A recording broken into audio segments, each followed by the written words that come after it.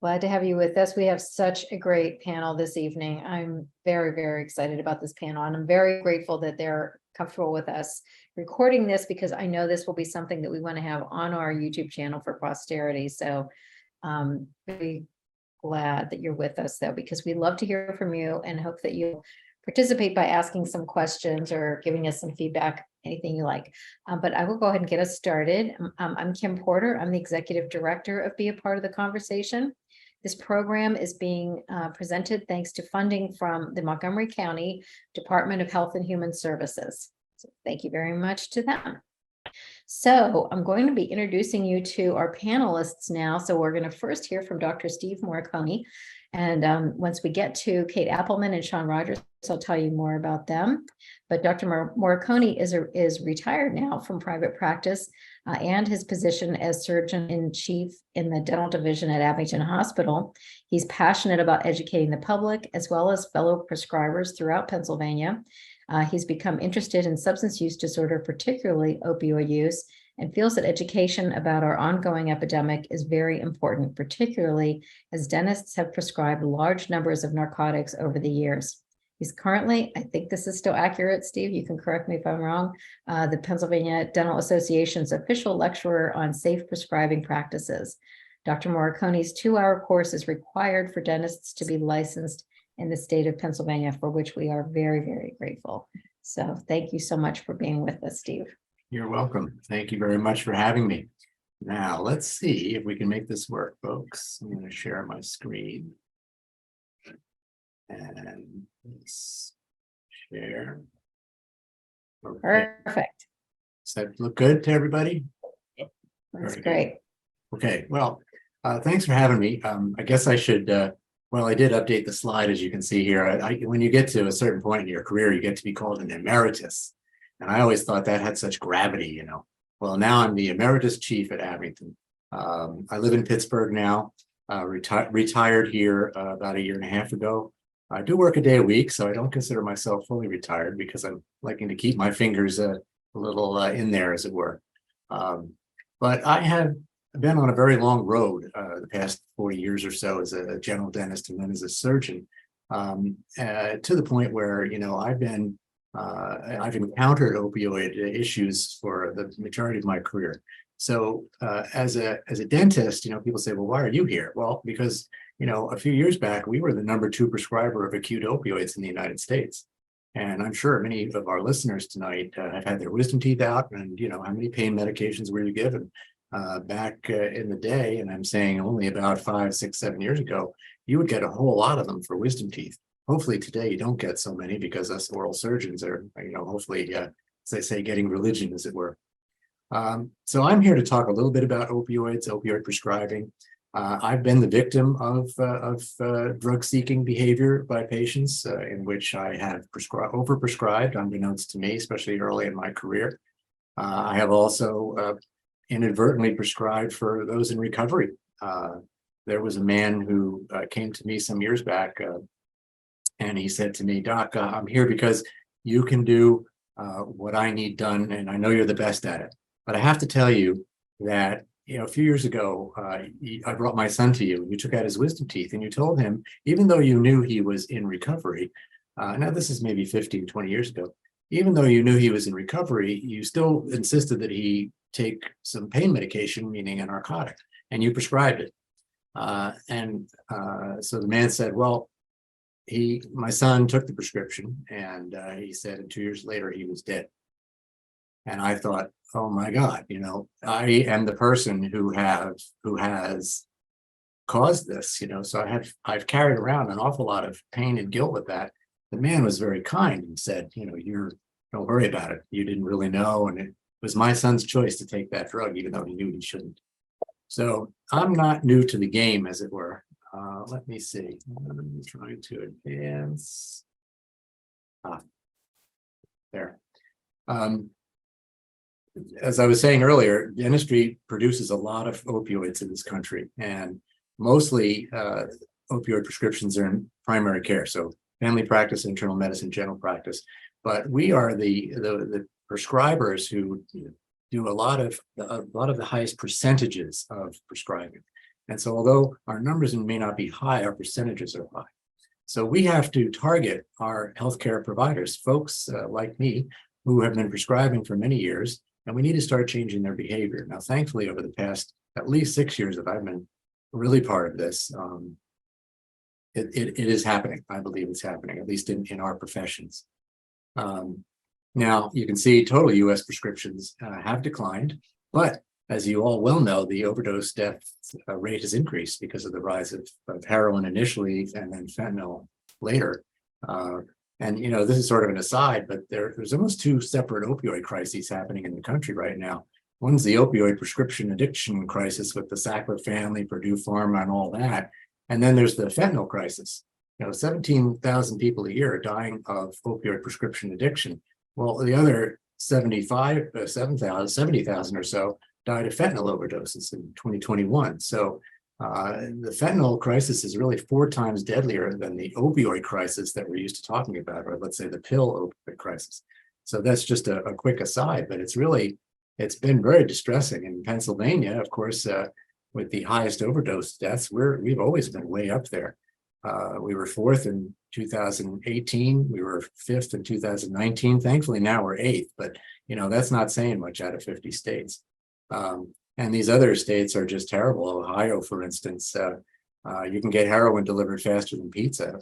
And when you hear those kinds of stories, it's hard to believe. Now, the overdose deaths in Pennsylvania as well have gone up quite a bit. And, we feel as oral surgeons and dentists somewhat responsible for this because the genesis of it came from pills. So when we see these numbers and these statistics, I, for one, get very distressed about it. Now, I'm not alone. Thankfully, our American Dental Association does an awful lot of outreach. They do a lot of education. Somebody asked a question already in the chat before this all began about dental schools and what curriculum are they doing now for the students to teach them about opioid prescribing or non-prescribing. And many do, if not all, at this point. So the answer to that is that the dental schools, particularly because of statements like this that the American Dental Association made way back in 2015-16, because of that, educational facilities in the dental world are very much aware of the need for the decrease in prescribing of opioids, if not eliminating it entirely. The problem that I've always encountered is, when we first started doing this a number of years ago, I was prescribing the usual 20 pills for wisdom teeth, and I'd go down to 10 and then to 5 with different people. And I realized that very few people were taking them. And so I thought, okay, well, that's good. How about if I try nothing? And that was right around the same time that the information came out about the synergistic use of Tylenol and ibuprofen at the same time.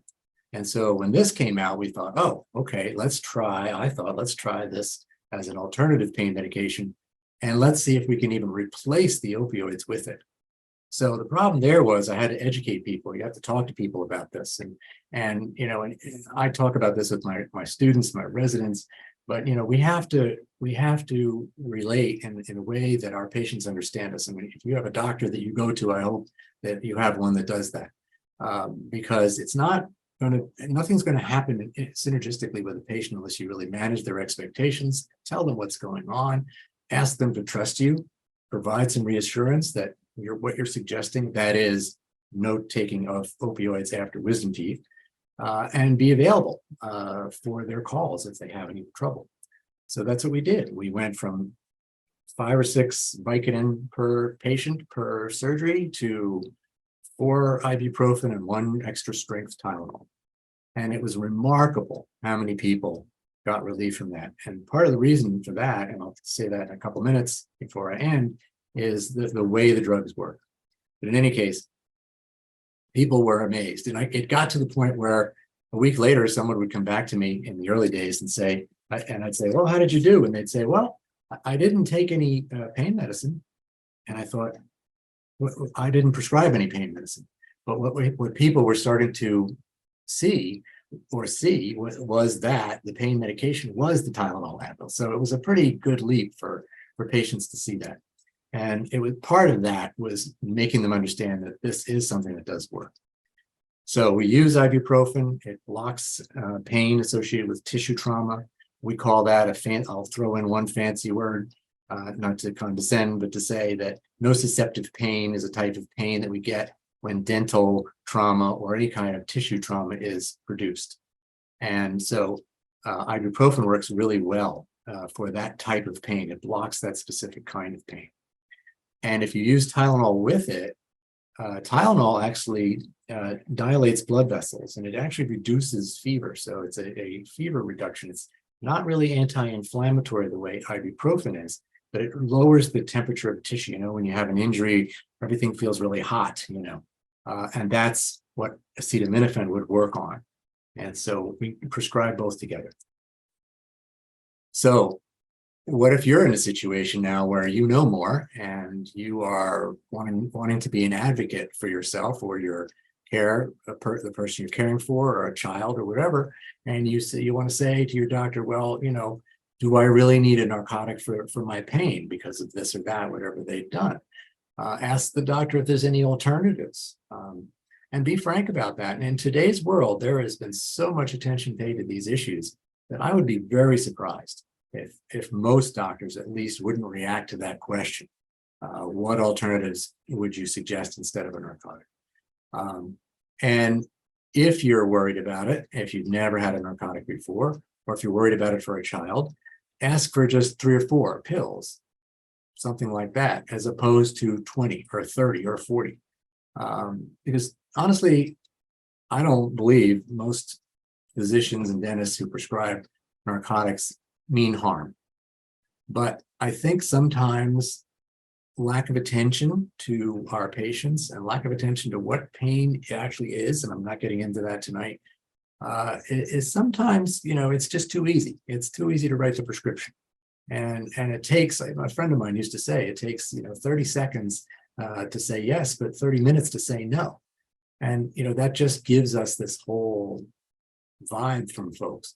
But in any case, what we prescribe 600 to 800 milligrams of ibuprofen along with the acetaminophen or the Tylenol. And I just tell patients 4 ibuprofen and 1 extra strength Tylenol, you're good. You can take that every 4 to 6 hours. Even if you have trouble with non-steroidals, you can still take a dose, maybe a little bit less. It's not going to kill you. You eat something with it if it's your stomach is sensitive, that sort of thing. We do still recommend that if it's dire and it's absolutely seems to be necessary, that narcotics be prescribed. So we're not saying do not prescribe them, although that's the message I give my students. Stop prescribing, because they'll still prescribe, but at least they'll have me in their head saying that this is not, you know, appropriate for many situations. So, you know, we talk about prescribing, we talk about controlling that, and we really are doing the best we can, you know, in terms of doing that. And, you know, we're all together in this, and I really appreciate being part of this effort to educate the public here, to give you some idea of what we are doing in dentistry and oral surgery to help mitigate this crisis, because it really is one. And there's so many issues here. I finally want to give a shout out to our governor, and I say that because you may whatever your politics, he's done an awful lot about the drug crisis from Montgomery County all the way now through to the governorship. In fact, he made a few remarks at the first symposium that we hosted at Abington back in 2017. So 6-7 years ago, he was already active and willing to participate in local community efforts to get this as under control as possible. So I want to thank the group for having me today, and of course, I guess we're open for questions. Wow. Thanks so much, Steve. I really appreciate that. You know, we honored Dr. Marconi back in 2020 for all the good things that you've been doing all these years. I wish there were more folks who are as transparent as you are about what all the lessons that you learned along the way. I think that is incredibly, he shows a lot of humility, and I really appreciate that. And such an important message for the people that you speak to. So thank you so much for what you've been continuing to do, even in your quote unquote retirement. Thank you. All right. Okay. So we are so happy to have Kate Appleman with us, and I'm going to tell you a little bit about Kate. She is the Senior Director and maybe I have this wrong too, because I think you might have a new update here, Kate. So tell me if this is wrong. At the Care and Treatment Center's Senior Director of Clinical Practice and Professional Development. Kate's work places a major focus on improving programs that support Karen's clinical teams. Since 2013, Kate has been active in program development, supporting the development of evidence-based clinical programming for executives, healthcare professionals, attorneys, and those with an opioid addiction. Her areas of expertise include motivational interviewing, working with family systems impacted by addiction, relapse treatment and prevention, and men's addiction treatment and recovery. Is there anything else we need to add, Kate?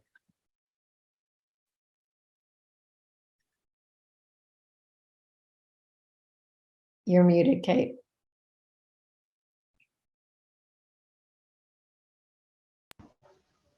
Sorry, when I share my screen, it mutes me. Hold on one second. Okay.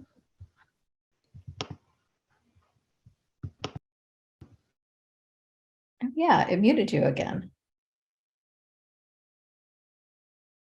Let's see if, I'm not sure why that is. If you share again, I'm going to try to unmute you. You may get a warning that may pop up over the presentation. If you want to try it that way. Thank you. Okay, here I go.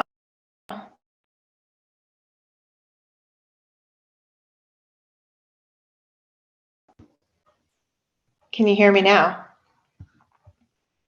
great job. You did it. Yep. Good job, Bob. Thank you so much, Kim, and thank you guys for having me. I've done a lot of work with your organization. I just have so much respect for the work that you do. The one thing that I will say is I had the opportunity to present with Dr. Marconi a couple of years ago, and as a result of that, when my now 20-year-old got his wisdom teeth out, he did not take any pain medication. So thank you for that. So I have a lot of information here. All of this will be shared with you after the presentation. I just wanted to spend a little bit of time talking about clinical dynamics in treatment, some relapse factors, the role of medication-assisted treatment, and then really talking about the importance of aftercare, just really from a treatment standpoint. And many times when I think about opioid addiction and looking at some pictures and just trying to describe what it's like for people on the inside, these are some of the pictures that really come to mind for me. And when you look at the image with the puppeteer, that's really what it feels like from the inside when you're struggling in the midst of an opioid addiction. You feel like everyone else has it together.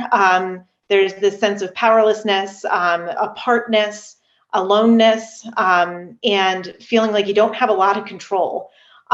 There's also this sense of my insides and my outsides don't match. So what I'm showing you and what's actually happening for me and how I'm feeling are two very different things.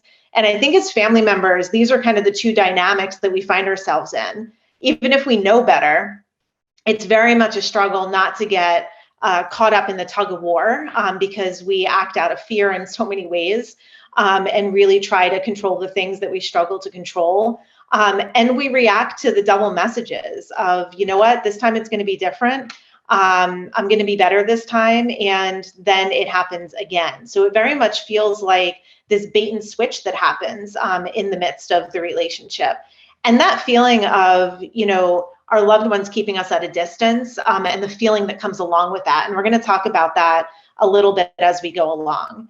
What we know about opioid addiction is that it absolutely comes with a price. I'm really excited to hear Sean speak a little bit after I'm done and share a little bit of his experience. I've been working at Karen for about 19 years and have worked with men and women and in the relapse program with people that have been through numerous treatments and in and out of recovery. And when I think about opioid addiction, one of the things that really comes to mind for me is spiritually, there's a huge spiritual void that happens as addiction to opioids progresses. And if I could put a depiction to it, this picture on the left is really what it feels like.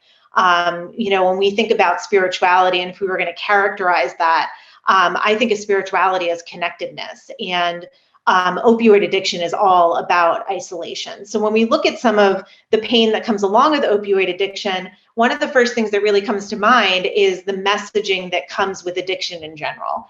As I look at, addiction treatment from a cognitive behavioral standpoint, one of the things that we talk about so frequently is the ticker tape, right? The thoughts that we're thinking on a consistent basis that really reinforce our inner world, reinforce the emotions that we have, that both of those then equate to behaviors. And when we think about being in the midst of active addiction, our behaviors are really what other people see first. They see whether or not we show up. They see what our commitment is. They see whether or not we can be gainfully employed. And those are all, byproducts of everything underneath. So when we talk about attitudes and beliefs that really drive thoughts and feelings, the behaviors are what our loved ones see so frequently. And I think an element of that is because in the midst of active addiction, it's really hard to pinpoint and characterize what you're thinking and what you're feeling. And if you do, it's even more difficult to allow yourself to be vulnerable enough to tell people about it. So we're really stuck with, in the midst of active addiction, people tell themselves stories about our behavior. So when I say I'm going to show up and I don't, there's a story that people around me tell themselves about me and my intentions and my attitudes and my commitment. When we talk about active addiction, I think that's a piece that very much plays a role in addiction treatment and the role that family plays in treatment and recovery. With addiction, we always talk about this battle between limbic system and prefrontal cortex. Limbic system is the pleasure center of the brain. It's the part that says, it feels good, do more of it. And as addiction progresses, one of the things that transpires is, as it feels good and we do more of it, we continue despite the consequences. So the prefrontal cortex is if you think about brain development, it's the last portion that gets developed. And that's why any of us that have teenagers, we wonder why they make the decisions that they do. And it's because our brains don't really fully develop until we're about 25. So when we think about the impact that addiction has on the prefrontal cortex, it's really our executive functioning. It's the ability to stop, reflect, and then respond. It's the ability to problem solve. And that somewhat goes offline in the midst of active addiction. And the more that we use and continue to use despite consequences, we continue to light up our limbic system. And it almost atrophies the prefrontal cortex, for lack of a better term. So when the activity in the prefrontal cortex is diminished, our ability to make decisions is also diminished. Our ability for impulse control is also diminished. And our risk for relapse ends up going up. And then this happens. If you're a person who likes pictures, this is really what it looks like. As we move into moderate or severe addiction, our prefrontal cortex kind of stops standing a chance as we continue to use. So this is that battle that happens internally for people who struggle with addiction every day. This is the battle that they struggle with. So when we talk about relapse factors, I just want to put a plug in for relapse prevention. So when we talk about relapse prevention, what we're talking about is this problem-solving process and a reorientation to life attitudes and values.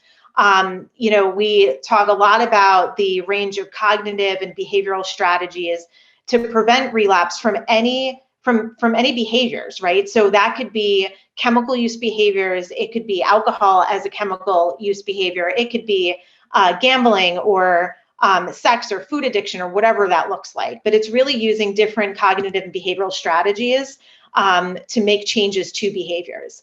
And the goal for relapse prevention is honestly twofold, right? So we want to prevent that initial lapse into behavior, but then two, if there's an initial lapse into behavior, if that does occur, part of relapse prevention is putting skills into place to make sure that it doesn't turn into a full-blown relapse. And we'll talk about kind of the differences between those as we go along. So there are people that at times in life, they stumble, they fall over, and they get back up and they continue on. And when we think about the longevity of recovery, that happens sometimes in recovery. And I think when you look at the full-blown relapse is when I fell down. I tell myself a story about falling down, and I may as well stay down. There's guilt that comes with it. There's shame. There's change in recovery behavior. Then we start thinking about ways that we deny that we're concerned about ourselves. We try to protect the relapse, and you know where that ball goes from there.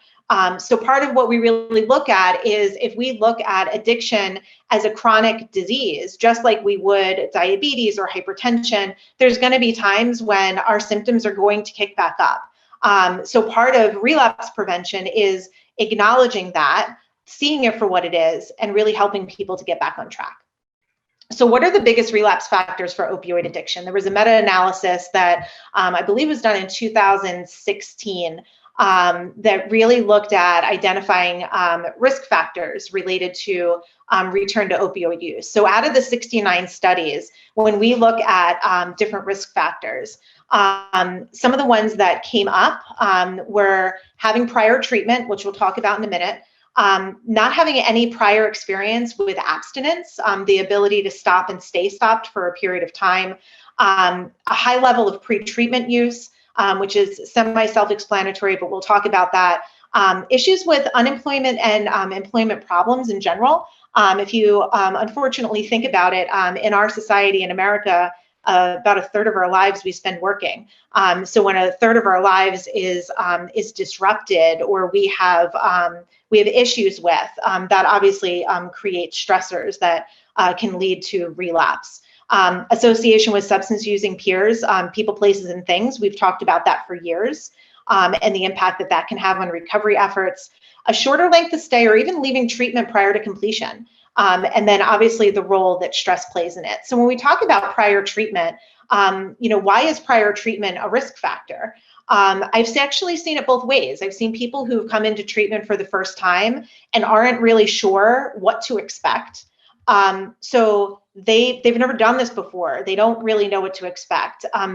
They're not sure if it's going to be difficult. They don't know what stepping out of treatment is going to be like. So there's aspects in treatment that they don't change, and they leave and may struggle with relapse. One of the risks for relapse being prior treatment is there are times when people come out of treatment, and we call it this kind of concept of coming out and feeling like you're on a pink cloud. And if a relapse were to occur, and it's a full-blown relapse that results somebody back in treatment, there can be the mentality of, does this even work?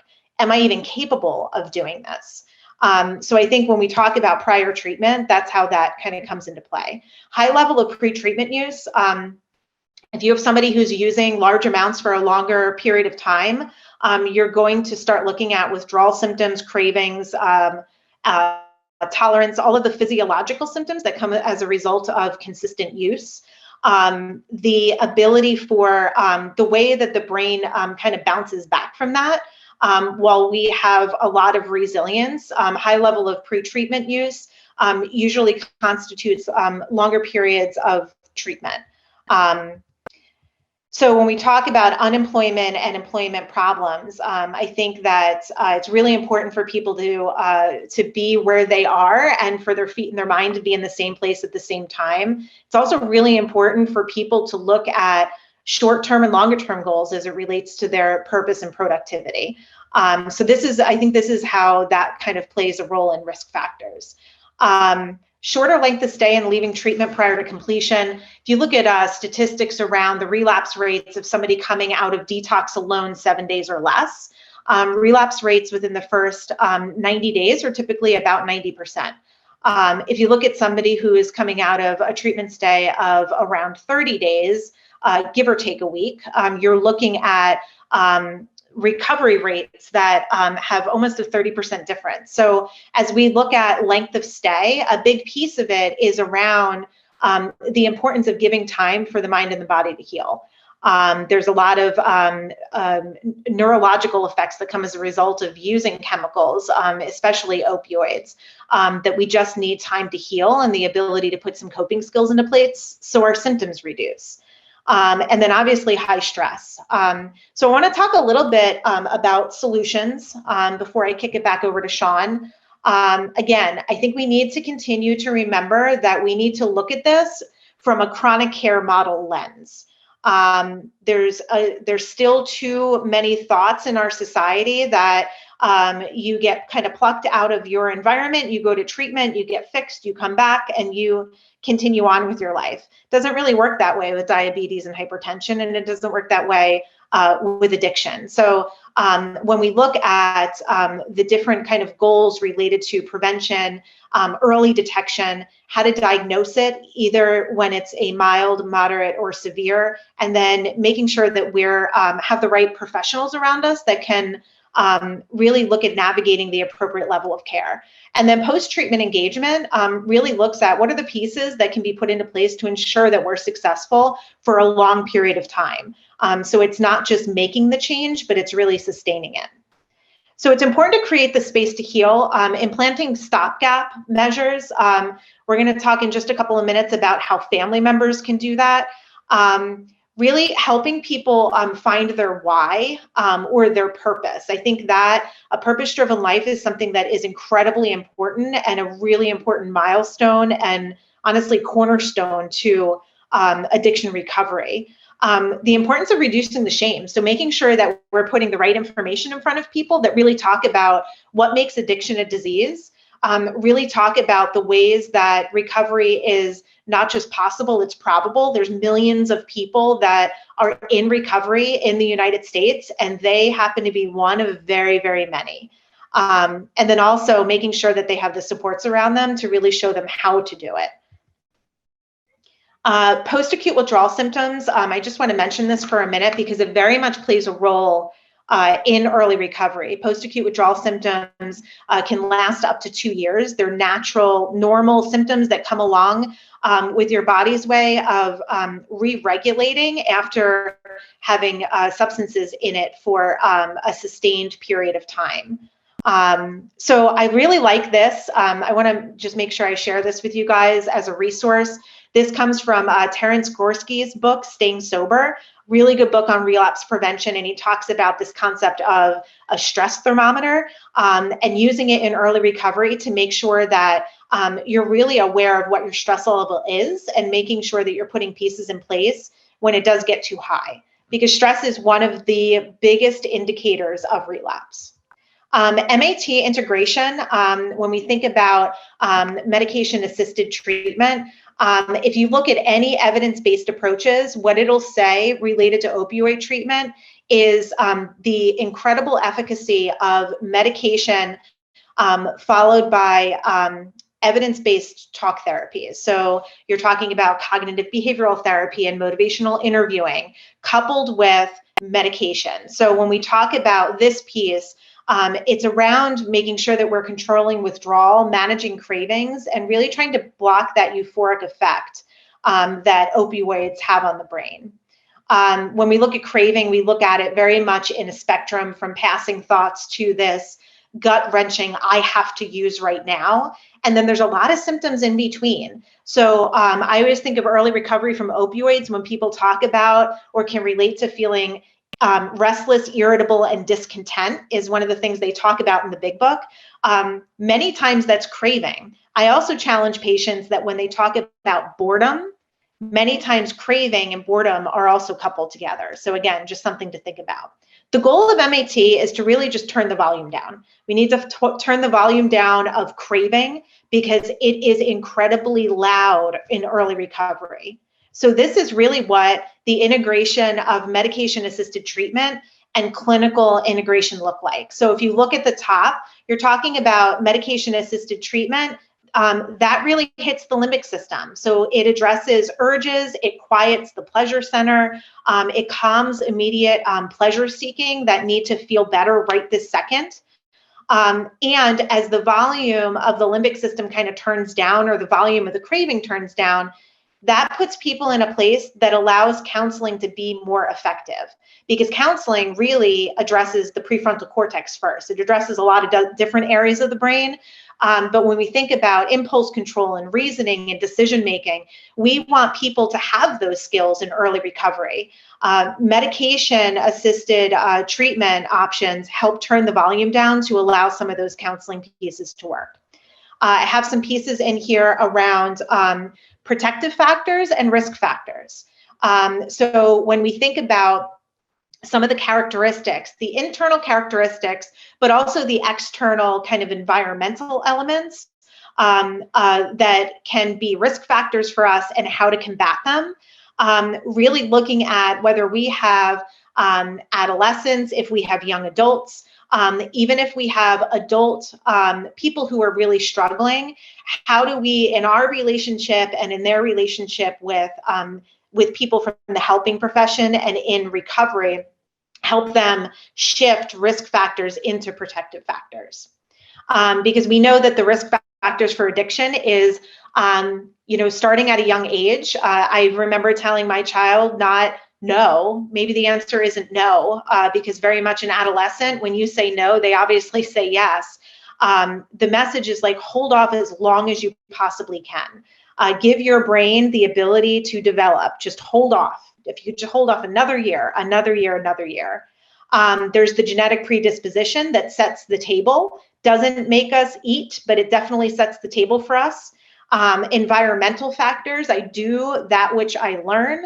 And also psychological factors. If I, I think about dopamine levels, and if I really struggle with dopamine just from a genetic standpoint, and I'm predisposed to depression, that's a risk factor related to addiction, as is psychological factors around my level of resilience, my ability to manage stress, my level of anxiety. Here are some other examples of increasing protective factors, moving from risk to protection. And how can I help support? So if I'm a family member, what does this mean for me? So parents are the #1 influence in our kids' relationships with drugs and alcohol. It's surprising, I know. When I first read this, I wanted to know where the resource was. I have it in the references because I thought, well, no way, that's got to be peers, right? Like that's what we know. But parents are actually the first and #1 influence on their kids' relationships to chemicals. So when thinking about some conversation tips, these are things that I theoretically know and I need to be reminded. So making sure that it's the right place, right time. I've had the best conversations with my kids in the car because they don't have the pressure of having to actually look at me. And we talk about a lot more because it relieves some of the pressure in that moment. Really, despite all of your concerns, how do you have an open conversation without lecturing? That's really hard for me. I work in the field and I know things about addiction, so it's really hard to get rid of that writing reflex to a certain degree. So I wanted to make sure that you had these as some resources. So if you suspect that somebody's using and you're concerned about them, wait till you're calm, wait till you have a plan. Don't talk to them when they're high or they're drunk. I know that sounds really obvious, but the amount of times that we all do that is pretty exceptional. So making sure that they're in a place where there's a much better chance for them to be able to hear you. Setting clear expectations. What is and isn't acceptable, whether it's in your home or in your presence. You may not be able to change what they do, but you can very much have control over what you choose to do, what is and is not acceptable for you. Enforcing consequences and being really clear about if A happens, then B happens, and then getting the support to be able to follow through with that. And making sure that you're seeking somebody to help with an assessment. If you're not sure, if you don't do this for a living, even if you do it for a living, you may not be sure. We need an outsider's perspective to really be able to make sure that we're looking at it through a lens that really makes sense for us. So if we look at recovery being all about connection, really the goal is adequate treatment based on the severity of addiction, followed by monitoring. I've had the opportunity to work with healthcare professionals for years. And part of the reason why physicians' health programs and healthcare professionals are just so successful in recovery is because they demand adequate treatment followed by monitoring. It's very, very clear, adequate treatment followed by monitoring. So that means that the treatment center that you go to needs to specialize in healthcare professionals. The treatment center that you go to needs to do really good work with opioid addiction treatment, and followed by monitoring. We can't do this on our own. So when we look at what's the goal, it's making sure that we have the right supports around us to help increase accountability, which increases success. So here are some of the evidence-based approaches. If you're looking for a treatment center, you want to make sure that these are the approaches that they really use. Medication-assisted treatment is incredibly important when it comes to opioid addiction treatment, and not just stopping, but staying stopped. Cognitive behavioral therapy is the gold standard when it comes to addiction treatment, very closely followed by motivational interviewing, dialectic behavioral therapy, and contingency planning, right? So what are the plans that are put in place as a just in case? And then starting to think about what's appropriate. So there's a lot of different pieces around levels of care. It really depends on the symptoms of the person. So it's going to be really important for them to get a good evaluation. I know that Kim knows lots of people in the field, so she could point you in the right direction. I know at Karen, we have a bunch of different levels of care. And I know there's a lot of people out there that do assessments. So if you have questions, just kind of leveraging those people that you know. So the last piece I want to leave you with before we move on is just making sure that you know your resources. There's a ton of information out there around opioid addiction treatment, also overdose prevention. So making sure that you have access to naloxone, that there's access to naloxone in the places that your loved one frequents, that they have access to naloxone, and that people know that it's on them. I know that sounds kind of crazy, and it's something that is incredibly important. So that if something should happen and there's an overdose, there's the capability of really looking at reversing it. There's a lot of information out there around the efficacy of medications for treatment. Old school treatment was you just stop, and it seemed to make sense 20 years ago. Just stop doing heroin, stop doing opioids. And the truth is there's too many overdoses. There's too high of a relapse rate for us not to use medication-assisted treatment. So as we look at the importance of naltrexone and Vivitrol and buprenorphine or Suboxone, those are all medications that really can allow people to plant their feet in recovery and give them the chance to experience what recovery actually is. So it's important to know that, and to know what your resources are. There's a bunch of research and a bunch of resources here as well that you are free to take, do whatever you want with. But really, I think the goal is making sure that we have the right information to help people take that first step, so that they have the opportunity to get to enjoy the journey. So that's what I have. Take it, leave it, do whatever you want with it. But I just wanted to share a little bit about treatment and important aspects of early recovery. Such information, Kate. Are you willing to share that slide deck so that we can, I know there's some text heavy stuff on some of those that I want to make sure people have time to really review. Are you comfortable sharing? Absolutely. Yeah, Thank you. absolutely. I'll actually share that with you, and you can do whatever you need to do with it. I'll put it on the follow-up page. So I've made a bunch of notes while you're speaking. Really great stuff that I want to make sure to add some of the resources like SAMHSA and other, the overdose toolkit, things like that I'll add to that opioid page that we have on our website. So that's where this recording will be, but it really does help. And Dr. Marconi, I already have your slide deck, so thank you for that. And I have questions for you, but I want to get to Sean. I'm so glad that you're here, Sean. And yes, Kate, we do happen to know an interventionist, and one of them is on our panel tonight. So, but first and foremost tonight, the most important person in the room, as always, is our recovery. With all due respect to our esteemed other speakers, but Sean is another frequent flyer with us, and we're really grateful for that. Sean Rogers is a person in recovery from opioid use disorder, the director of family services and an interventionist and family coach with Synergy Houses in Westchester. Sean strives to act as a mentor, provides direction for families in crisis, and he can be an active, positive presence in the lives of Synergy's residents. So it's all yours, Sean. Thank you, Kim, so much. I want to thank you and Bob for creating this platform, and Steve and Kate, such amazing stuff you guys shared. I feel Kate, we were joking before this.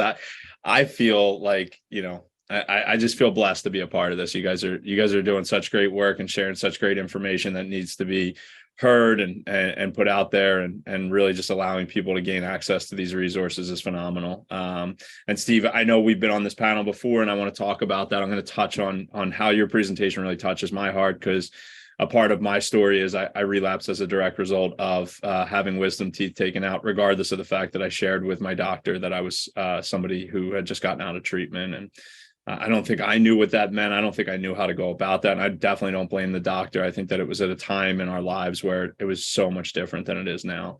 I first and foremost want to start by saying I am a person in long-term recovery. And for me, what that means is I haven't had a drink or a drug since December 27th of 2011. And I certainly would never categorize that as something I was able to do on my own. There was a lot of people who helped me get to that point in my journey. One of which that I feel really blessed that is on this call tonight is Bob Lamb, who Bob and I grew very close together, and our journeys kind of aligned at a weird time in our lives, and we're really blessed and fortunate that we had other young men around us that were just doing the right thing and striving to become better, and really working a program of recovery that led to some beautiful opportunities. But I always say when I'm put in these seats is that, like, I never grew up ever thinking that I wanted to be, a heroin addict. I always looked at it like I wanted to be a firefighter. I wanted to be a lawyer. I wanted to be a policeman. You know what I mean? I wanted to be all those things that you want to be as a kid, but nowhere in my story did I aspire to become someone who became addicted to heroin at 26 years of age. And a lot of that had to do with, a lot of Kate's presentation. I could I was smiling and smiling for maybe some weird reasons, but just, Kate, you really touched on like all those risk factors. Like I started using when I was 13 years of age, and I used very innocently, like any other kid does. Like, it's not going to be me, that's not my story. I even remember as a freshman in high school, I went to Cardinal O'Hara, and they did this great thing. I mean, this was 2001. I was a freshman in high school, and they brought this kid in who stood in front of 3,000 students and told his story. And I was the guy in the back of the auditorium laughing like, this guy's a joke. I can't believe he's sharing this. Like, high school is supposed to be like a time to have fun and party. This guy's a real buzzkill, you know what I mean? But had no idea I was going to be that guy one day. And just really was so naive to the fact that using at that age, even straight down to, and Kim, you do a really good job of this in your presentations of talking about how nicotine use at 13, 14, 15, how it correlates with those risk factors that Kate touched on today. And I was that kid. I thought it was cool to smoke. I thought it was cool to try all the things and really just expose myself to these environments I had no business of exposing myself to. And, for me, it led to my first treatment stay was at the age of 26 after a really bad car accident, and multiple attempts from family members over several years to get me into treatment.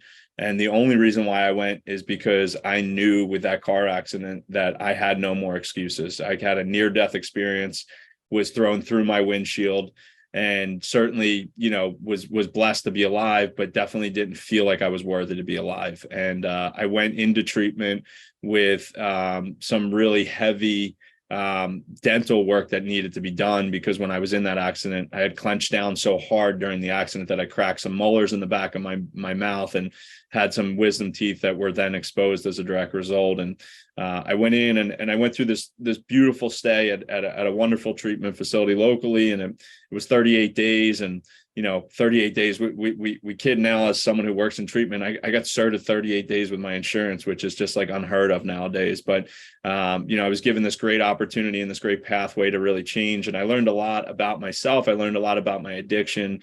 I learned a lot about, why I was the way I was and that I suffered from this disease. but I also didn't realize the amount of work that still had to be done.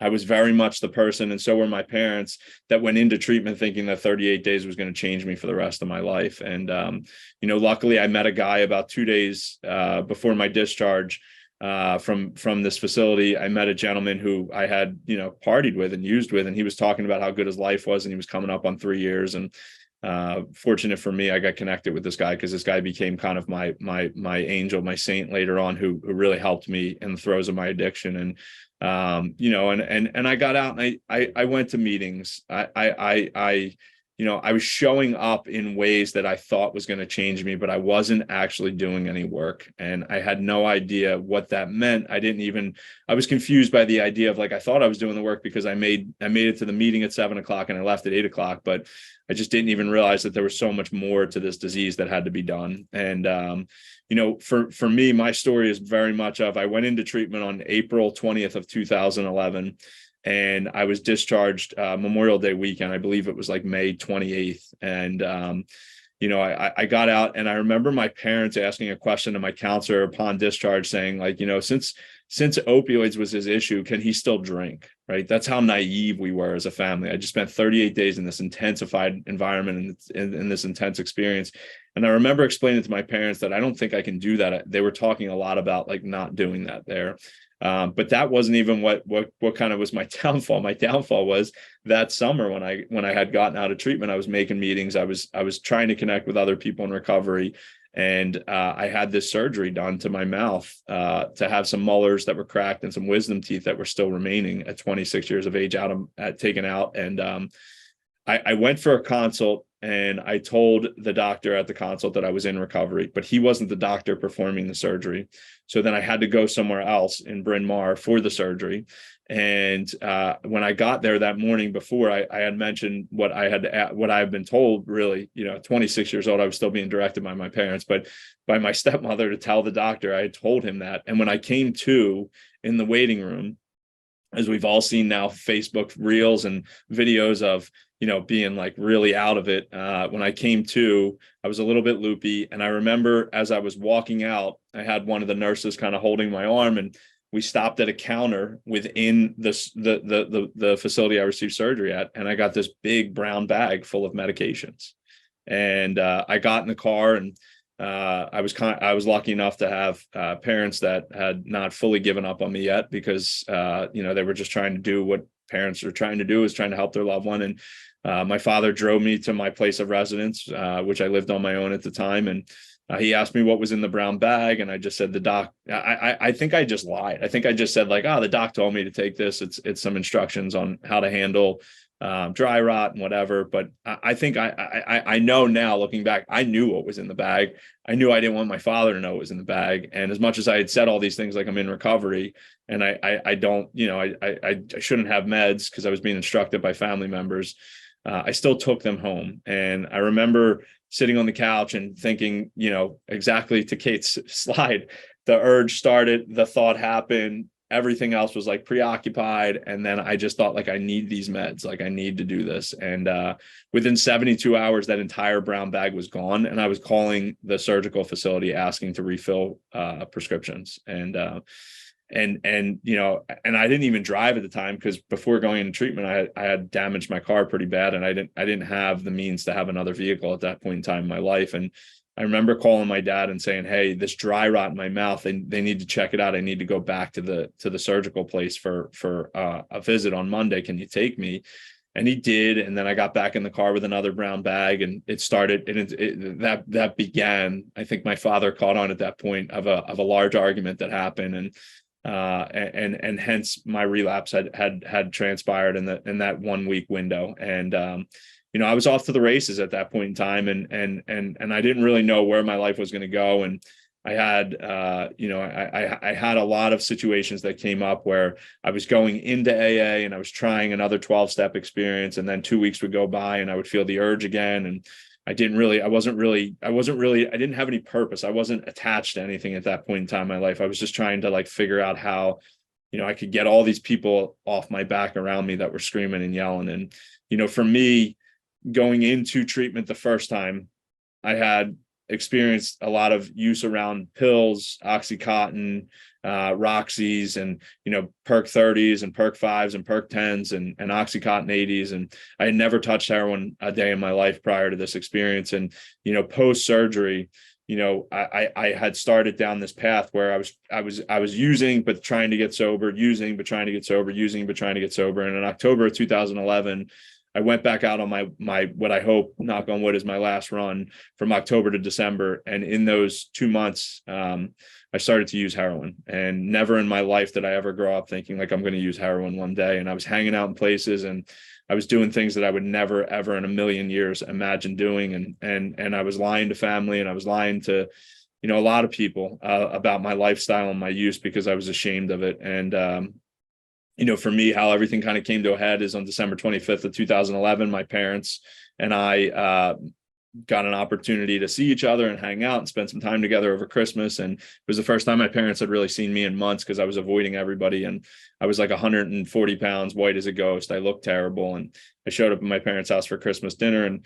my dad asked a really serious question as soon as I walked in, like, how are you? We haven't heard from you. How are you doing? And I proceeded to tell my father how I got a promotion at work and that things were really good and life was great. And my dad just said, hey, listen, I'm going to ask you one more time. And he said, how are you doing? And I remember in that moment, I was so arrogant and wasn't able to get vulnerable that I said, hey, pal, if you can't accept the fact that my life is really good today, that's on you. That's not on me. Right. And, for me, it was probably the lowest moment of my life. My father handed me my jacket back and told me to get out of his house. And I know that was a really hard moment for him. I was the youngest of 3 boys in his first marriage, and then he had 2 other kids, but we were very close growing up. And that was the moment for me that like everything changed. After that experience that night, I was lucky enough to have people in recovery surround me in the next 48 hours and get me into treatment. And on December 27th of 2011, I entered my last treatment facility, and I was really granted like a second chance at life. And there was a lot of hard work that followed. There was a lot of boundaries that were held by my parents. I wasn't really allowed back home until I had 90 days clean and sober, and I was working a program of action. And I got really lucky that I entered into a recovery house program in Levittown, and went through the steps and had a sponsor and was going to meetings and rebuilding my life, working and saving money and paying my rent and having accountability in my life. And there was no more handouts, and I'm forever grateful for that, because I lived, my disease lived and survived on handouts, lived and survived on manipulation, lived and survived on telling you how bad I really had it. And when I got clean and sober this time and I went through some step work, I realized how good I had it and how bad I treated people. And I'm forever grateful for those moments and for those opportunities to understand that my life really isn't that bad, and that I have a great opportunity to create some effective change. And I went through that recovery program. It was 1.5 years long. It was 18 months. And I moved into my own residence with another member of AA we were both looking for our own place at the time. And I lived with that gentleman for a couple of years. And in the first 3 years of my recovery, really, actually, that's not even true. Bob will tell you, I think the first 5 years of our recovery, we were fortunate enough that we volunteered for a service commitment we had no idea was going to be 10 years long, because if we did, we would have never volunteered for it. And when I was 5 years clean and sober, as a direct result of a lot of the service work that Bob, myself, and 28 other members did in Delaware County, we hosted the Pennsylvania State Conference of Young People in AA, and we had 1,000 people running around on Saturday night, crazy in this hotel, and we were responsible for it. And we had like an amazing weekend. And right after that conference ended, Bob and I were asked to sit on a panel, a nonprofit organization in Philadelphia called Young People in Recovery, YPR. And it really created a platform for, doing what me and Bob did best together. We were definitely 2 guys that knew how to throw an event, and really mostly Bob and I just kind of took all the credit. And we did this thing called Stand Up for Recovery comedy shows on college campuses in Philadelphia. And we had all these professional comedians come down from New York and raise money and donate money back to colleges with the understanding that they were going to start collegiate recovery programs. And I just fell in love with like this idea of like creating effective change and helping people to understand how to break stigma and really be proud of their recovery. And I share that story because at that moment when me and Bob were doing YPR, I realized how proud I was of my recovery. I realized how open I was. I realized how easy it was for me to talk about my recovery. But there's such a parallel to the fact that like it was so hard for me to talk about my recovery when I first got clean and sober. I felt such guilt and shame for having this label on me. And what I realized today is that when we do the work in recovery, we can feel proud about the work that we're doing and the person that we've become. And when we don't do the work and we sit around and we try to become a part of a community without doing any work, it feels really like this title is being slapped on me. And now I realize like how much I've earned that title and the right that, you know, I had to go through to get that title and the purpose I have to help other individuals by talking about my recovery openly. You know, my life's like beyond amazing today. I get to sit in circles with families and help them heal. I get to help them understand what my family just didn't understand. I was the middle of 5 children, and I was the only one afflicted with this disease in my family. And the only thing that I can really speak to is that my youngest brother, I love the kid. He's 13 years younger. He's from my dad's second marriage. He was diagnosed with leukemia when he was 2 months old. And my family really battled with him in the ICU for the first 5 years of his life. And, you know, when cancer happens, the whole neighborhood shows up with casseroles and are knocking on the door and want to help. And when addiction hits the family, you know, my stepmom said it best, because we were granted this opportunity to talk on Good Morning America years ago. And she did the interview, and it was like, you know, when addiction happens, you want to keep it in the house. You don't want to talk about it. You don't want to tell your neighbors. You don't want anybody to know. Right.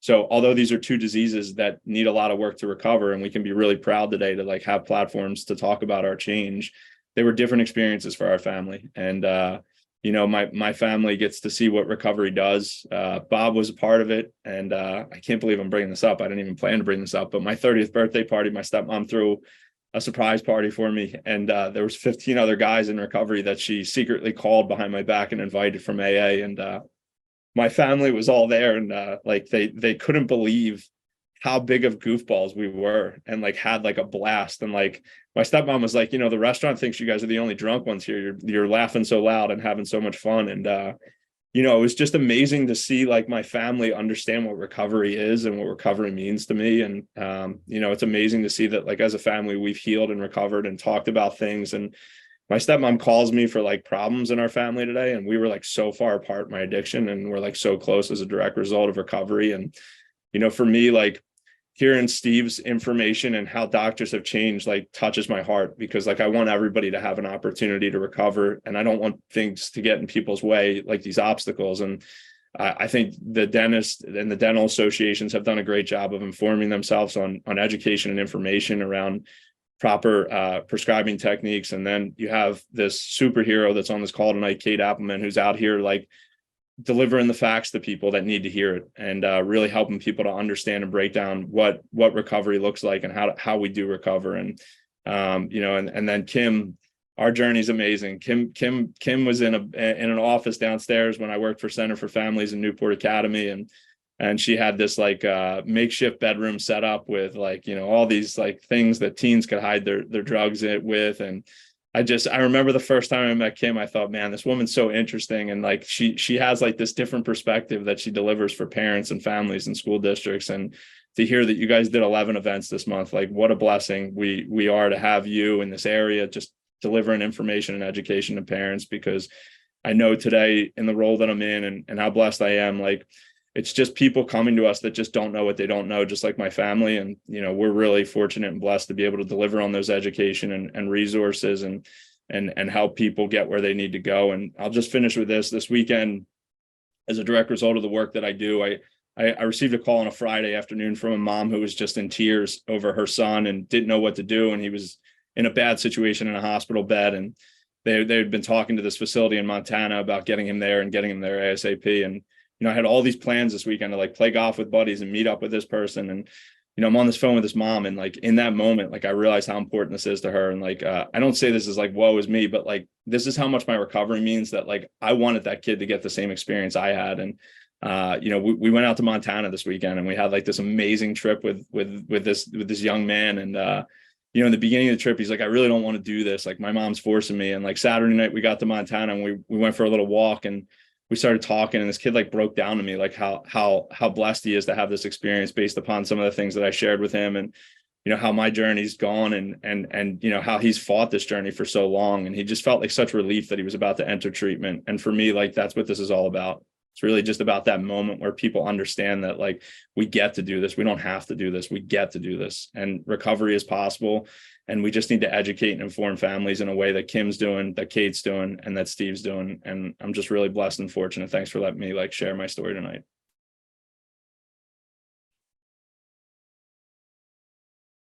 Sean, that's, you really have to work. I really appreciate it. And I'm so grateful that you're doing this work and sharing so much that you've learned. I definitely have some questions. Bob, did you have anything you wanted to add?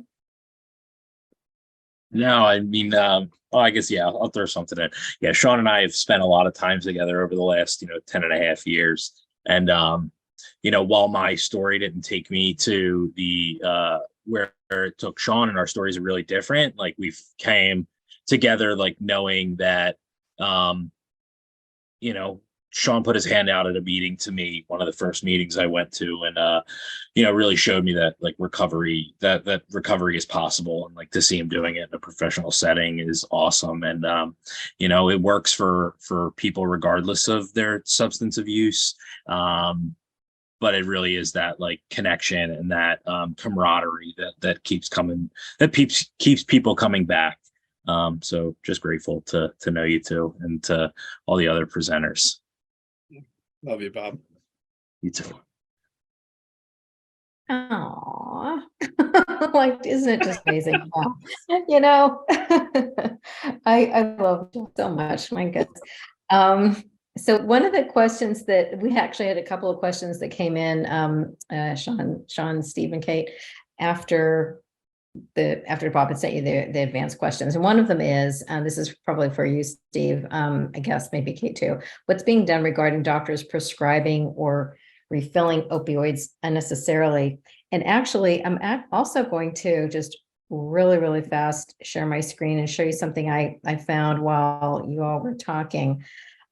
This is from the CDC's website. So Steve, you had some data about how we have come down in opioid prescribing. This shows from 2010 through 2020, so a 10-year period, the purple showing the reduction in opioid prescriptions. But here you can see in blue, overdose deaths, right? So obviously we have so much work to do. And I also have to say, we do a lot of programs on a lot of different topics. So grateful for the folks who are here tonight. There are not a lot of you, and it's breaking my heart, because I think that our culture has become a bit inert to this. Like it's sort of, there's compassion fatigue perhaps. I know all about the opioid thing. I don't know, I really don't know. I can't draw any conclusions just from the fact that when we talk about cannabis, we've got a huge crowd, but when we're talking about something that is still ending so many lives. And we also need to talk about fentanyl, xylazine, which is not an opioid, but it's certainly being cut into opioid products that are being used illicitly. Anyway, Steve, what can you talk to us about what you know about practices outside of the dentistry and oral surgery? And Kate, any thoughts you have too? Well, I saw the question, and most pharmacies and most insurances set some limits on the amount of drugs that can be dispensed. So to start that answering that question, I can say that there's a limit to how many you can prescribe at once. That said, and many of these pharmacies are communicating with each other, so you have a record in there. And basically, in the end, what that does, it just makes it harder to get enough pills. There's nothing stopping. I'm playing two sides here. There's nothing stopping a patient who's looking for medication to go to a different pharmacy that's unrelated to the first one and get another prescription. So that's perhaps not exactly related. What doctors write, though, is tightly controlled. And today, most of it's electronic, so it's hard to lose prescriptions and that sort of thing. So there's a sort of an inbred limit there. And doctors are held to a very high standard when it comes to treatment of patients. And I'd venture to say, the vast majority of physicians and dentists in the world, again, are not are perhaps guilty of ignorance, but certainly not guilty of intent to harm, because that's our oath, that's our Hippocratic oath not to do that. So what I'm saying is there's a lot of self-policing that goes on. And unfortunately, the answer is it's completely up to the doctor to prescribe or not. There are no controls on that, really, when you think about it. Yeah, you have to have a license to do it. You have to reach that point. But once you're there, all of a sudden now you have this, for lack of a better term, power, to put these prescriptions out into the world. And let's face it, as I said earlier, there's I think now two different crises. Now there's the opioid pill crisis, and then there's fentanyl. So when we start talking about those vastly different things, everything really began with the pills. So it's important to kind of continue to work on that. Then the last thing I can mention is that in Pennsylvania and in many other states, doctors, when they prescribe, are required to check what's called the PDMP, which is a state database that will give you information about whether a patient is taking other narcotics or not. That's probably one of the most effective ways that doctors can avoid prescribing to overprescribing. But then too, the problem again is takes too long, so people don't do it. And in fact, there are absolutely no penalties in the state for not checking the PDMP if you prescribe a narcotic. So yeah, that's a great rule. It's a great act and all that, but there's no teeth in it, so to speak. I want to make a bad joke there. But the question is, we can't control it except to control our behaviors and to control the information that comes into us.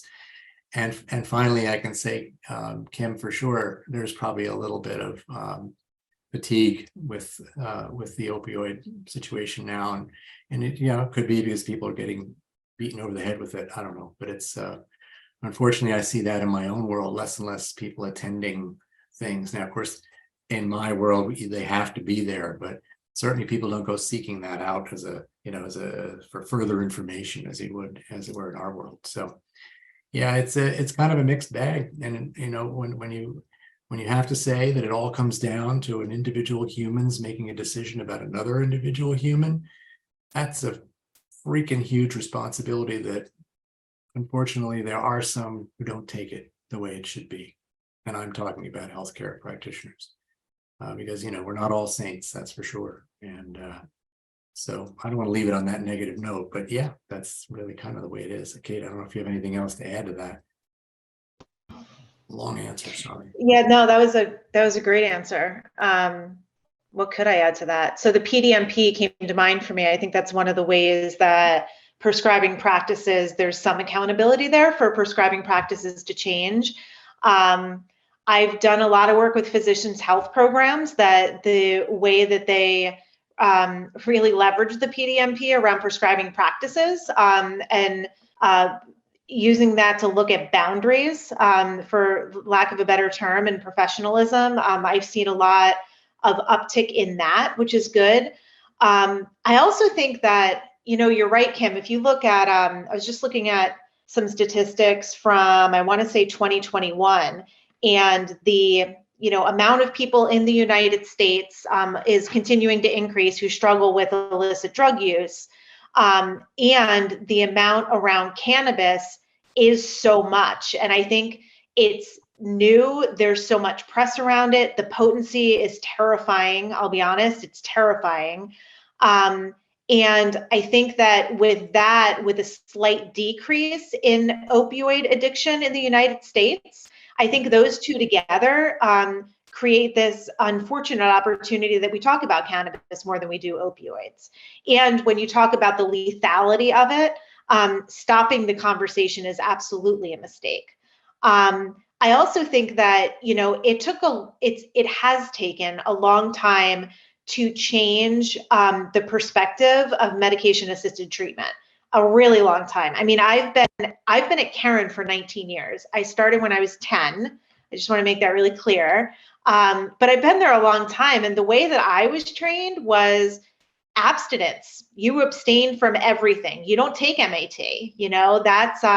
That is not what you do. You are still, quote, under the influence, and that's not recovery. Don't come to our meeting.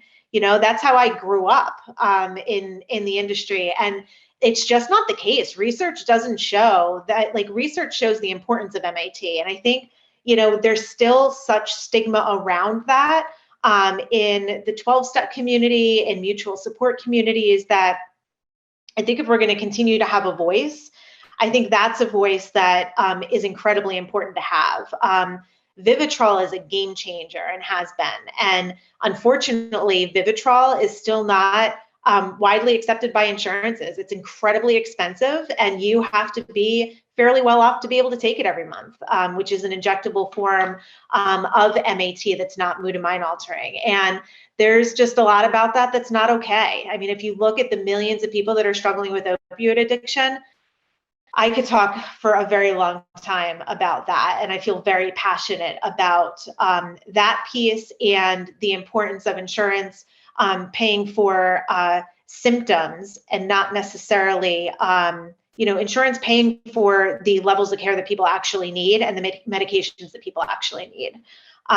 So yeah, I'm right there with you. I think it's going in the right direction. It's just, there's lots of people that are still dying as we're waiting for it to get much better. So that's my extra 50 cents.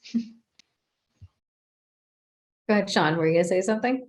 No, I was just Oh, I listening. thought you unmuted. Okay. So thank you for that. And I think that there's another question that was asked about someone diagnosed with degenerative disc disease and was prescribed gabapentin to be taken 3 times a day. Now, they don't say in their question whether this is short term or if it's meant to be like prophylactic on long term. And I do know that there are a lot of people who feel very passionate about pain management, and that they feel that it's unfair, that it's almost been demonized to use an opioid for pain. But I think what we need to make sure is very clear is we're talking about, opioids, the appropriateness of opioids for, end of life treatment, cancer treatment, short-term acute pain after post-surgery, post-operative, that kind of thing. And something that I wish we talked more about when we talk about this stuff is hyperalgesia. I think that's something that people need to understand, that hyperalgesia is something that happens when you are taking a prescribed opioid over a period of time. You start to have other unrelated or other pain that is kind of caused because your sensitivity is heightened now to pain. This is why when people describe, when they're trying to stop using, whether it's an illicit or prescribed opioid, they have intensified pain. And of course, they're being told this is a painkiller, so I guess I need more. And it's really just kind of becoming this self-fulfilling prophecy that you're getting more pain because you continue to use the opioids. Were you going to say something about that, Kate? It looked like you were going to say something. No, I was actually going to defer to Dr. Marconi on that one first. Oh, yeah, I mean, sure. It's a problem in the sense that, now I forgot your question. Oh, but hyperalgesia. Hyperalgesia, yes, hyperalgesia is basically not something that's grandly known in our field. And that's, as you might know, 2 or 3 slides in my presentation to the state folks includes that information, because the problem that happens is you didn't actually mention is that, the doctors then will prescribe more. So the patient says they're in pain, doctor doesn't realize about the hyperalgesia situation, opioid-induced hyperalgesia, actually it's called, that, they'll just keep prescribing. And that just creates a monster, as you can tell. So, yeah. And as far as the gabapentin goes, I have no opinion on that. Not my area. Sorry. I know that I can, this is so my husband, as I call him, is a neurologist, and he has actually spoken to the former medical director at Care and Treatment Center because he had this come up. Now that we have a family, but our son is in recovery, he wanted to learn all he could about safe prescribing practices, and so he was asking. He looked in the what's it called, the PDA, whatever, the physician's desk, PDR, whatever, where you look up medicines.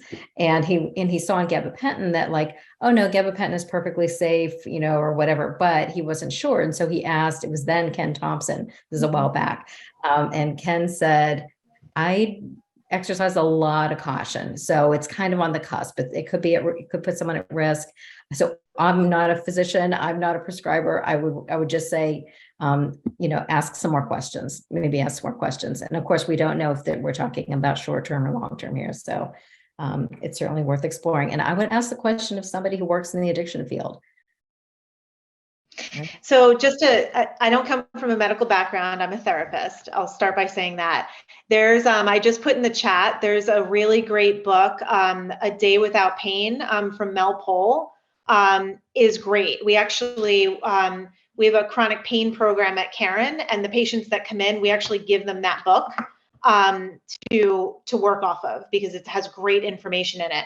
And it talks about that concept, and it talks about the way that the brain is able to start to rewire when opioids are taken off the table and other holistic approaches are put on. The brain is able to start rewiring, and the relationship that the brain has with pain starts to change. So Ken Thompson, I have such a fond place in my heart for him. And I used to run the healthcare professionals group with him. And one of the things, and this pertains to opioid addiction, one of the things that he used to say is, the one thing that we don't ever want to talk about is, and for somebody as brilliant as he was, the terminology he used was, we don't want to talk about our ouches, the things that just, like, you think about them and they hurt. And when I think about opioid addiction, I think about the fact that there's so many people that use painkillers to kill all sorts of pain. It kills physical pain, it kills emotional pain, it numbs all of the things. And one of the really important things about early recovery is knowing that, it takes a while for people to thaw, both from their physical pain, but their emotional pain. It starts to kind of come to the surface, and then people don't always know how to deal with it. Opiate addicts get a really bad rap for looking like they just don't care, because they're so numb, that in the thawing out process, when emotions kind of start to come to the surface, it can be confusing for people and stressful for people. And part of our job kind of all together is to help them cope with that piece, that along with the physical pain as opiates kind of come off the table. So I know it's not directly related to gabapentin, but I think that's an important thing to talk about when we're starting to talk about early recovery. So I just wanted to add that piece. Right. Thank you. Thompson has a soft spot in my heart too, because he was our very first guest speaker 12 years ago this fall. He was our very first one, and he did such a great job. It's on our YouTube channel. Actually, it's still there. So if you want to visit, He's so special. Yeah. 2011. He's great. Boy, I really wanted to ask you, well, I think maybe we have 2 more minutes. Let me ask you one more question, Kate. I really would like to, and Sean, actually, I think you would probably want to speak to this too. So many families that I have worked with over the years who love someone, most often a child with an opioid use disorder, their fear is up here naturally, because they've perhaps revived them from an overdose. They've been down, they have that trauma, right? So many times they're struggling with, they've been to 6 treatment centers. We've tried everything. They want to detox, but they don't stay. Like, questions are always about how often, how long do I do this? How many times? Like, what are your thoughts about, and I know, Sean, you work so much with families, and so for either you or Kate, like, what are your thoughts about the readiness? Because God knows people are, as you're talking about, Kate, in pain from their addiction now, right? And they just want to feel, they're trying to get to homeostasis. They can't even get there, right? So how do we know when we know they want help? We know they want to stop. They don't want to keep doing this, but they're in so much agony that the cravings come back and they're back out. So any thoughts about that for the family members' perspective? Sean, why don't you start with that one? Yeah, I think that you described like 90% of our clientele, right? And really what we do, I know I say interventionists, a lot of the stuff that we do is around coaching families on how to maneuver in these crisis moments. We don't put addiction in a box. Everybody's situation is going to be slightly different, right? And we want to individualize the way that we're treating with families on what their situation presents. But the one thing that comes up for me as you're talking is that one thing I've learned, and it's through great supervision and oversight that I had in my prior role, is just really helping families understand how to hold healthy boundaries and say things like, I want to support my loved one's recovery, but I can no longer support their disease. So for me, what that looks like, and we define that, right? We define that through a lens of like trying to get out of the fear of what might happen and into the solution of what we could do if we could create really effective change by supporting one another in the family structure to hold healthy boundaries. And when it comes to the person of concern, you know, a lot of times when I get in front of that person of concern and have the opportunity to connect with that individual, you know, the first inclination they have is like, you're here to tell me what to do. And the first statement out of my mouth is, I'm not here to tell you anything. You know, your family and I have had some discussions and we want to make some decisions with you at the table. But if you don't want to be a part of those discussions and aren't willing to partake in this as a family, because we want to support you, we're going to have to make some really hard decisions on our own, but nobody's here to tell you what to do. Right. And I think that's the separation that people, my role gets very much misunderstood as to this guy who's going to come in and tell you what to do and your family's done with you and they've been enabling you. I hate all that stuff. What I like to do is really create a circle of individuals where we educate them and inform them on how to create healthy boundaries, right? How to support their loved one from afar, but say things like, we want to support your recovery, but we can no longer support your disease because we care about you. We love you. And then also give examples like Kate did in her presentation that like, if this person had cancer, if they had heart disease, like this is how we would maneuver as a family unit if they weren't accepting treatment. We're not doing anything different here. This is a disease and it needs to be treated with love, care, support. And we need to remove blame, shame, and guilt and let the person of concern know that this isn't about consequences. Rather, this is about, we love you and we support you and we're showing up for you. Sean, I appreciate that. What would I even add to that? So I think the only two things that I would add to that, I did a portion of the new employee orientation at Karen last week because it was NEO week. And I did a presentation on the stages of change. And one of the new behavioral health technicians said, you know, if somebody's not ready to change, what does the family do? How does the family get their patient or their loved one ready to change? And I said, you know, you catch more bees with honey than you do with vinegar. But I do know that when you think about stages of change, family members have more power to help move their loved one through the stages of change.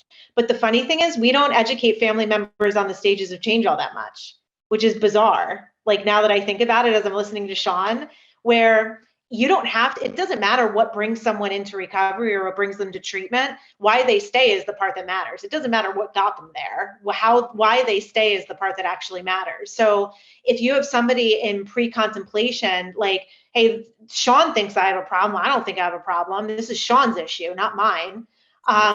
It doesn't, like, if that's my stance, I think we as family members have more power to move them into contemplation, but I'm only going to move if pre-contemplation is uncomfortable for me.